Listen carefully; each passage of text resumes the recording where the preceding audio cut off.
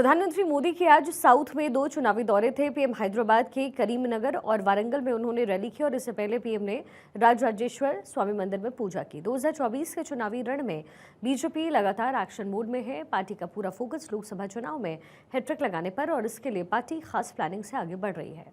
BJP नेतृत्व ने इस बार उन इलाकों को टारगेट किया है जहां पर पार्टी का प्रदर्शन 2019 के चुनाव में कमजोर रहा। इनमें दक्षिण भारतीय राज्यों पर विशेष ध्यान दिया गया। खुद प्रधानमंत्री नरेंद्र मोदी ने पिछले कुछ सालों में दक्षिण भारतीय राज्यों में पैठ बनाने को लेकर कई दौरे किए। पिछले 10 वर्षों में प्रधानमंत्री ने दक्षिणी राज्यों में सबसे अधिक कर्नाटक का दौरा किया।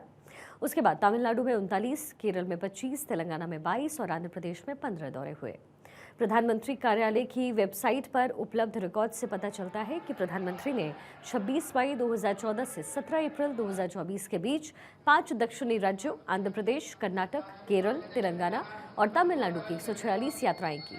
उन्होंने अपने पहले और दूसरे कार्यकाल में इन राज्यों की 73 यात्राएं की और इनमें से 1/3 से अधिक यात्राएं पिछले 3 वर्षों में हुई। इस दौरान 2022 में 13, 2023 में 23 और 2024 में 17 अप्रैल तक 23 यात्राएं हुई। मौजूदा लोकसभा चुनाव पर अगर नजर डालें तो तमिलनाडु में पहले चरण के दौरान 19 अप्रैल को मतदान हुआ। केरल में दूसरे फेज में 26 अप्रैल को वोटिंग हुई। वहीं तेलंगाना और आंध्र में चौथे चरण में 13 मई को मतदान होगा। बीजेपी लगातार इस क्षेत्र में पैठ बनाने का प्रयास कर रही है। हालांकि पार्टी के प्रयासों से अब तक कर्नाटक को छोड़कर कहीं भी ज्यादा चुनावी फायदा नहीं मिला। 2019 के लोकसभा चुनाव में बीजेपी ने आंध्र, केरल और तमिलनाडु में एक भी सीट नहीं जीती। बीजेपी ने मिशन 400 को पूरा करने के लिए उत्तर के साथ साथ दक्षिण भी जरूरी है। पीएम इन राज्यों में स्थिति को मजबूत करने में तो जुटे ही हैं, साथ साथ हिंदुत्व का कार्ड भी एजेंडे में है। पीएम मोदी जब भी साउथ जाते हैं तो मंदिर का दौरा जरूर करते हैं। इसका एक कनेक्शन अयोध्या से भी है। दरअसल 90 के दशक में मंदिर आंदोलन के दौरान दक्षिण भारत की बड़ी भूमिका है। हालांकि ये बात अलग है कि आंदोलन के दौरान दक्षिण भारत की सियासत में राम मंदिर बहुत बड़ा मुद्दा नहीं बन पाया। लेकिन अब जब चुनाव है तो मोदी के मंदिर जाने वाली ये कोशिशें कितनी कामयाब होगी, ये तो आने वाला वक्त ही बताएगा।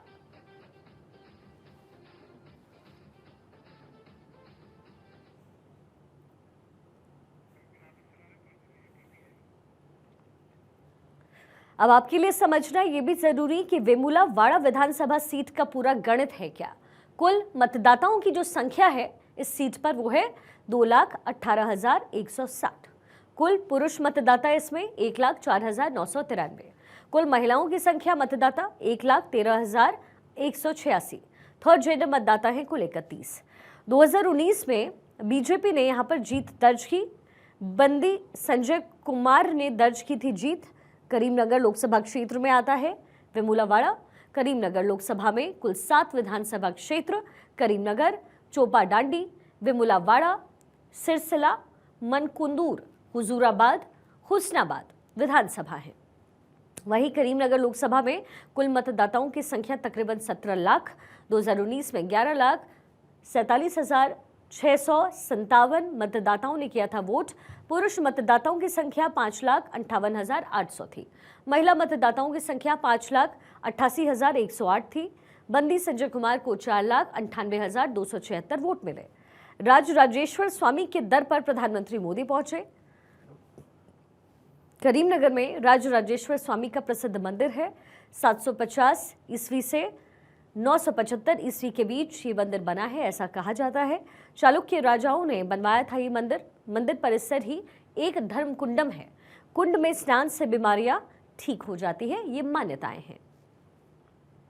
अब वारंगल लोकसभा सीट पे आप समझिए, अरूरी रमेश यहाँ से बीजेपी उम्मीदवार और सामने टक्कर में डॉक्टर कादियाम काव्य जो कि कांग्रेस के उम्मीदवार हैं। वारंगल चुनाव परिणाम 2019 कैसे रहे? टीआरएस के दयाकर पासुनूरी जीते थे।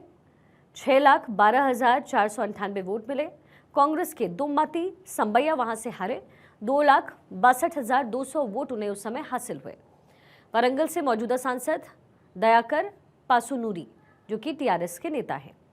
वारंगल लोकसभा में कुल वोटर्स की संख्या पुरुष मतदाताओं की 8,29,534, महिला मतदाता 8,37,034 माफ कीजिएगा। अन्य मतदाताओं की संख्या 182। कुल मतदाताओं की संख्या है 16,66,770। अब वारंगल लोकसभा सीट का जातीय समीकरण भी समझिए। हिंदू 90 से 95% यहाँ है, मुस्लिम या आबादी 5 से 10% है, ईसाई 0 से 5% के आसपास, सिख 0 से 5%, बौद्ध 0 से 5%, जैन 0 से 5% और अन्य 0 से 5%।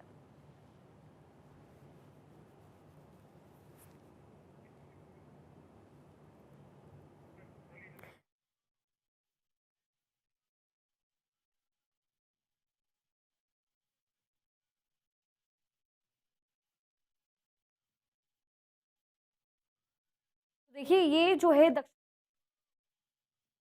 और जाहिर है अगर 400 प्लस का टारगेट रखा है एनडीए के लिए तो दक्षिण के रण को यानी कुल 132 लोकसभा सीटों को साधना बीजेपी के लिए बहुत महत्वपूर्ण है। और यही वजह है कि प्रधानमंत्री मोदी जब भी साउथ में होते हैं तो उन तमाम मुद्दों को उठाते हैं जो कहीं ना कहीं ध्रुवीकरण भी करता है और वोट में सेंधमारी कर सकता है। तो ये जो कवायद है बीजेपी की तरफ से लगातार चल रही है।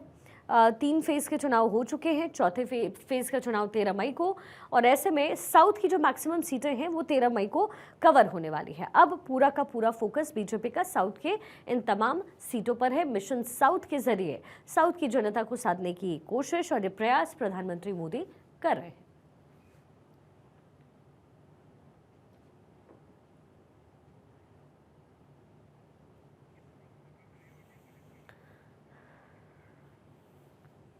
तो दक्षिण से होकर के 400 पार का ही रास्ता निकलता है। अब ऐसे में दक्षिण का किला मजबूत करने की कोशिश पीएम लगातार कर रहे हैं।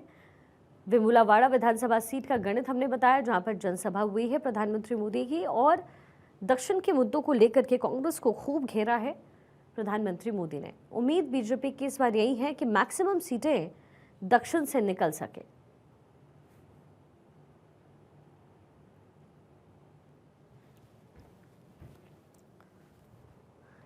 ये पूरा गणित हम आपको बता रहे हैं वेमुलावाड़ा विधानसभा सीट का ये गणित, लोकसभा सीट का, माफ कीजिएगा। और जो समीकरण इस समय बनते हुए नजर आ रहे हैं, अब ऐसा लगता है कि क्या साउथ के रण को प्रधानमंत्री मोदी अपने अंदाज से जीत पाएंगे। वेमुलावाड़ा ये सीट जिसका समीकरण इस वक्त आप देख रहे हैं, दक्षिण से होकर के 400 पार का रास्ता निकलता है और दक्षिण की सीट को साधना बीजेपी के लिए जरूरी है। ये एक सीट जहां पर प्रधानमंत्री मोदी पहुंचे थे, जहां उनका संबोधन हुआ, उस सीट का पूरा समीकरण इस समय हम आपको दिखा रहे हैं। और 400 पार का रास्ता जो है वो दक्षिण से होकर गुजरता है। कुल 132 लोकसभा सीटें हैं और इन तमाम सीटों को साधना बीजेपी के लिए बहुत ज़रूरी है। हमारी पॉलिटिकल एडिटर अदिति नागर इस वक्त हमारे साथ कनेक्टेड हैं। अदिति, ये पूरा समीकरण हमने अपने दर्शकों को समझा दिया। अगर लबुलवाब इसका समझें तो वो एक ही है कि दक्षिण का कोई भी सीट हो, और ख़ास तौर पर ये सीट जिसका हम जिक्र कर रहे हैं, वहाँ बीजेपी अपने आप को मुख्य तौर पर कहाँ पाती है, क्या कोशिशें पिछले दिनों में हुई है 2019 के बाद, ये जो पूरा क्षेत्र है, क्योंकि आप साउथ के दौरे पर भी रही, क्या लगा, कितना कुछ बदला है बीजेपी के लिए सेंटिमेंट लोगों के अंदर? देखिए, अब क्योंकि वैसे ही पूरी बात इसको समझते हैं। पहली बात तो जब हम उत्तर में, भारतीय जनता पार्टी उत्तर में, मुझे फिर टेक्निकल इशू है, मेरी आवाज़ मुझे वापस लौट कर आ रही है। जब हम उत्तर में ऑलरेडी अपने सैचुरेशन पे हैं, उसके बावजूद हम आंकड़ा बढ़ा देते हैं, तो जाहिर तौर पे ये हम कहाँ से उम्मीद कर रहे हैं।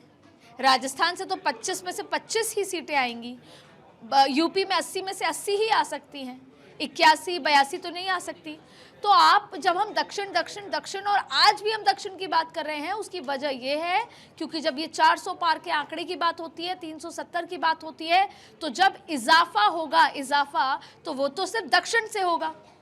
तो ये तो है कहानी जिसकी अब हम बात करने वाले हैं। इसीलिए साउथ इतना इम्पॉर्टेंट है कि कैसे इमोशनल, पब्लिक कनेक्ट, भावनात्मक कनेक्ट, और जब हम लेमैन लैंग्वेज में बोलते हैं ना कि कश्मीर से कन्याकुमारी, तो ये नरेंद्र मोदी हैं जिन्होंने कश्मीर से कन्याकुमारी को जोड़ने की कोशिश की, जिसका सबसे पहला उदाहरण था कि जब नई संसद बनी तो कैसे सिंगोल की स्थापना हुई।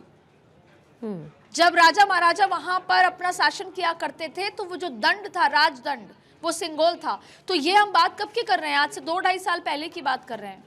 तो ये बहुत महत्वपूर्ण था और ये जो पूरी मैकेनिज्म था, जो स्ट्रेटजी थी, ये भारतीय जनता पार्टी ने बहुत पहले तैयार कर ली थी। लेकिन हम भले ही अभी राजनीति की बात कर रहे हैं, जो अभी हम अगले 5 मिनट करेंगे, लेकिन हम इस बात को खत्म करने से पहले बताएंगे कि ये राजनीति से बहुत इतर है। तो अभी राजनीति की बात कर लेते हैं। 2019, आज भी आप नरेंद्र मोदी, अमित शाह से ये बात पूछेंगे कि आपकी दक्षिण में स्थिति ठीक नहीं है, तो उनका जवाब क्या होगा? क्योंकि हाल ही के मैंने कई इंटरव्यू सुने और हाल ही में जब हम उनके साथ ऑफ रिकॉर्ड बैठते हैं तो क्या समझ आता है वो आपको बताते हैं। 2019 में भी भारतीय जनता पार्टी, सुनने में आपको अजीब लगेगा लेकिन आंकड़ों में हम बताएंगे, Bharatiya Janata party single largest party थी, यानी कि संसद में सबसे ज्यादा सांसद भारतीय जनता पार्टी के ही चुनकर आए थे, दक्षिण से भी। अब देखिए, कर्नाटक, तेलंगाना, जाहिर तौर पे 130 की ये पूरे सीटें आती हैं, 5 राज्य, उसमें से कर्नाटक, तेलंगाना में भारतीय जनता पार्टी के पास सांसद थे 28 में से 25 और फिर तेलंगाना के 4, यानी 29 सांसद तो थे ही। और अब भारतीय जनता पार्टी पूरी तरीके से आश्वस्त है कि जहां पर खाता नहीं खुला था, केरला, इसके साथ साथ आंध्रा और इसके साथ साथ तमिलनाडु, इन तीनों में आपने मेहनत देखी है और इस बार आंकड़ा जो है सीट का खुलेगा और वोट परसेंटेज का ही बढ़ेगा। अब आपको बता देते हैं कि 51% कर्नाटक से 2019 में वोट आए थे, 51%, जो अच्छा बड़ा वोट शेयर होता है, तभी जाके 28 में से 25 सीटें आई थी जी। और यहां से आगे बढ़ी है भारतीय जनता पार्टी। दूसरी बात है कि अब बात करते हैं तेलंगाना, 4 सीटें थी और यहां पर भी कम से कम 27% उनके पास वोट शेयर था, जो अब वो बढ़ाने की बात कर रहे हैं। केरला 0 सीटें आई थी लेकिन 13% वोट बैंक था। फिर हम बात करेंगे आंध्र की, 1% वोट बैंक था। इसके साथ साथ तमिलनाडु की 4% वोट बैंक था, सीटें भले ही 0 आई हों। तो अब भारतीय जनता पार्टी के जो स्ट्रेटेजिस्ट है, प्रभारी हैं, बड़े नेता हैं, वो ये बताते हैं कि हमने ग्राउंड पे man to man, house to house marking की है और इस बार वोट शेयर भी बढ़ रहा है, सीटें ही बढ़ रही है। इसीलिए जब हम उत्तर में कम होते हैं तो हम दक्षिण में बढ़ते हैं, इस बात का उनको आश्वस्त है। और सबसे बड़ी बात है कि ये आज की बात नहीं कि आज कोई नया मैकेनिज्म हुआ है, कांग्रेस ने 70 साल राज ही ऐसा किया है, एक बार उत्तर एक बार दक्षिण, उसको के कामराज थ्योरी कहा जाता था, एक बार दक्षिण एक बार उत्तर, क्योंकि जाहिर तौर पे एंटी इनकम्बेंसी सरकार के साथ आती है, सरकार आएगी एंटी इनकम्बेंसी आएगी।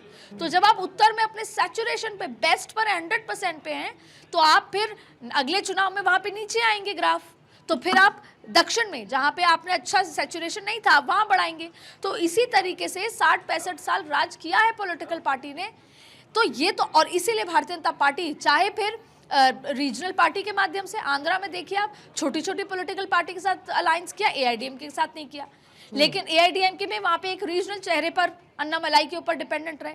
वहीं तेलंगाना में अलग फिलॉसफी थी, केरला में अलग थी, केरला में क्रिश्चियंस के साथ गए, हिंदू कंसोलिडेट किए और मुस्लिम प्रत्याशी भी उतारा। तो सब कुछ किया, क्यों किया? सीटें तो हैं ही, उसके आगे की बात करेंगे, लेकिन अब पब्लिक कनेक्ट, राम के नाम पर सिंगोल हमने आपको बताया, राम के नाम पर कैसे जेन्युइनली कश्मीर से कन्याकुमारी तक एक तरफ राम की प्रतिष्ठा और प्राण प्रतिष्ठा हो रही थी, वहीं दूसरी तरफ प्रधानमंत्री नरेंद्र मोदी रामेश्वरम में थे। तो कैसे उसमें पिरोया है जो जमीन पे आपको दिखेगा, घर घर में आपको नरेंद्र मोदी को पहचानते हैं वहां के लोग। फिर अब बात करते हैं कि किस तरीके से ये तमाम चीज़ें हुए पब्लिक कनेक्ट की। हाल ही में आपने एक वीडियो देखा होगा, एक रैली में एक बच्ची एक पोस्टर लेके खड़ी हुई थी, फिर प्रधानमंत्री ने भाषण देते देते उसको कहा कि ये बच्ची बहुत देर से खड़ी है और कहा बेटा आप अपना नाम और अपना एड्रेस भेजिए। प्रधानमंत्री ने अपने एसपीजी के गार्ड से वो तस्वीर ली और फिर उसको चिट्ठी भिजवाई। तो आप सोचिए किस तरीके का भावनात्मक कनेक्ट है, और ये दक्षिण में ही हुआ है। तो ये तो बात हमने बताई है, इसलिए हुआ है क्यों? क्योंकि आपको लग रहा है कि 400 पार, सबको लग रहा है 400 पार, और 400 पार जाना है भारतीय जनता पार्टी को, इसलिए। लेकिन इसके इतर भी एक कहानी है। प्रधानमंत्री नरेंद्र मोदी ने अपने मैनिफेस्टो वाले दिन एक बात कही और ये कहा कि मेरा 100 दिन का रोड मैप तैयार है। ये तो एक पड़ाव है, चुनाव है, 2-3 महीने मुझे चुनाव में रहना है, लेकिन चुनाव को जीतने के बाद जो 100 दिन का मेरा रोड मैप है, जो 2047 को आपको लेके जाता है कि विकसित भारत, वो दरअसल दक्षिण से जुड़ा हुआ है। अब आप पूछेंगे क्यों? देखिए, दक्षिण के राज्य है 5 और वहाँ की अर्थव्यवस्था, वहाँ पे जो पैसा आता है विदेशों से, यानी कि जिसे अपन कहते हैं कि चाहे आईटी हब है, सिलिकॉन वैली है, तमाम तरीके के जो इंपोर्ट होती है, चाहे पैसे का इन्वेस्टमेंट की बात कर लें, ये सब कुछ बहुत ज़्यादा है। वहाँ पर लिटरेसी रेट ज़्यादा है, तमाम चीज़ें ज़्यादा है। और उससे होगा क्या, अगर जो भारत सरकार है उसके पूरे जीत में दक्षिण के राज्य जुड़ जाते हैं, तो जो हमारा लक्ष्य है अर्थव्यवस्था तीसरी पर, जो हम बात करते हैं कि हम तीसरी अर्थव्यवस्था पर चले जाएंगे, वो बिना दक्षिण के राज्यों के संभव नहीं है।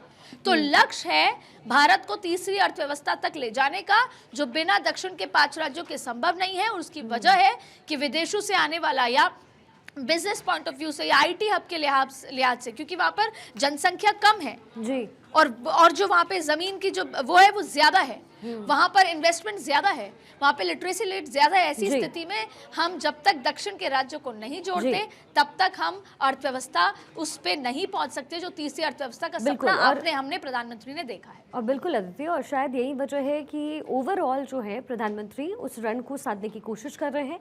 टारगेट 2 है, 400 प्लस का टारगेट, और सबसे बड़ी बात कि अगर रन सधेगा तो कहीं ना कहीं जो बेस है बीजेपी का वो मजबूत होगा।